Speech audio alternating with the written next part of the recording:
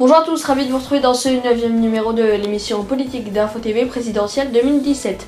Aujourd'hui, nous allons parler des réactions des candidats à l'attentat qui a eu lieu hier soir sur les Champs-Élysées. On y revient, plusieurs détails dans quelques instants.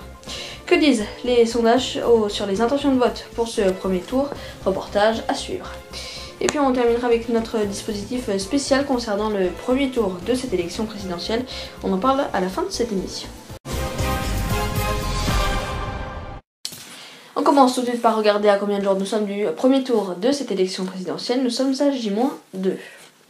Hier soir s'est produit un nouvel attentat à Paris sur les Champs-Élysées coûtant la vie à un policier. Son collègue lui a été grièvement blessé et l'assaillant a été tué. Son complice de nationalité belge lui est toujours recherché. Et hier soir il y avait aussi l'émission 15 minutes pour convaincre où les 11 candidats à la présidentielle ont pu exposer leur programme et ils ont commenté cette actualité. On fait le point avec Romain Lucas. Mais aussi ma solidarité avec les victimes de cet attentat.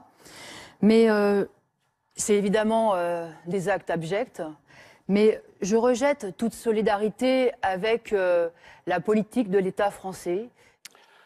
Mes chers compatriotes de métropole, d'outre-mer et de l'étranger, je partage l'émotion de tous ce soir et je présente à la famille de la victime et à tous ceux qui ont été victimes de l'attentat de Paris ce soir, toutes mes condoléances et toutes celles de ceux qui me font confiance. Cette campagne électorale m'a donné l'impression que le peuple français souhaite d'abord un grand retour de la démocratie. Je pense bien évidemment, comme vous tous, à la famille du disparu de ce policier. Et je salue les forces de l'ordre qui risquent chaque jour, gendarmes, policiers, militaires, sur notre sol ou à l'étranger, leur vie pour notre liberté. Le meilleur hommage que l'on puisse leur rendre, c'est d'agir enfin pour vaincre les barbares qui menacent notre survie de nation libre. Pour ma part, j'entends combattre d'une main de fer. Ce combat pour la liberté et la sécurité des Français sera le mien. C'est une guerre où il n'y a pas d'arrière, puisque toute la population et tout le territoire sont exposés. Cette guerre nous est menée sans pitié et sans répit. Chacun comprend que nous ne pouvons pas la perdre. Or, depuis 10 ans, sous les gouvernements de droite et de gauche, tout a été fait pour que nous la perdions. Il faut une présidence qui agisse et protège. Je voudrais à mon tour m'associer aux pensées qui ont été exprimées à l'instant et qui sont partagées par toutes celles et ceux qui sont ici et nous regardent. Je crois que notre posture en cet instant est un signe, au-delà de ce qui vient de se passer, qui est atroce, d'espoir pour tout ce que nous aspirons à incarner et à représenter. Je suis très heureux de le vivre dans des circonstances aussi dramatiques.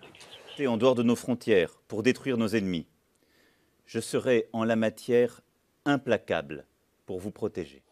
Que nous adressons une pensée émue à la famille de la victime, du policier qui a été tué, à la famille et aux policiers blessés, ainsi qu'aux personnes traumatisées par cette scène. Il faut que l'on sache bien que les criminels ne seront jamais impunis dans ce pays et leurs complices ne seront jamais oubliés. Si on est attristé, que c'est un problème, mais dire aussi que la lutte contre le terrorisme, c'est la lutte contre la politique française à l'international.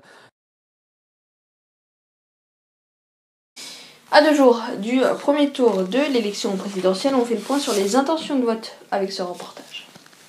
L'intention de vote à 2 jours du premier tour, eh bien, Emmanuel Macron remporterait le scrutin s'il avait lieu aujourd'hui avec 23%. Marine Le Pen, elle, ferait 22% et François Fillon, 21%. Jean-Luc Mélenchon, lui, est un petit peu plus à l'écart avec 18%. Benoît Hamon, le candidat PS, lui, est à 8%. Nicolas Dupont-Aignan, 4%. Philippe Poutou, 2%. Jean Lassalle et François Asselineau sont à 1%. Et Nathalie Arthaud et Jacques Cheminade, eux, font 0%. L'indice d'indécision maintenant pour le premier tour, il serait de 30% et celui de l'abstention serait de 23%. On termine avec notre dispositif spécial pour ce premier tour. Dimanche 23 avril à 19h55, vous pourrez retrouver les résultats en direct présentés par Hugo Petitjean sur France News Radio, notre radio. À 21h30, j'aurai le plaisir de vous retrouver pour une édition spéciale. Et puis lundi 24 avril à 9h30, vous pourrez retrouver aussi Hugo Petitjean pour débriefer le premier tour avec les résultats définitifs et les réactions des candidats. C'est la fin de cette émission, merci de l'avoir suivi et si vous voulez savoir la cote d'influence des 5 gros candidats, rendez-vous sur notre site internet infotv.fr.nf.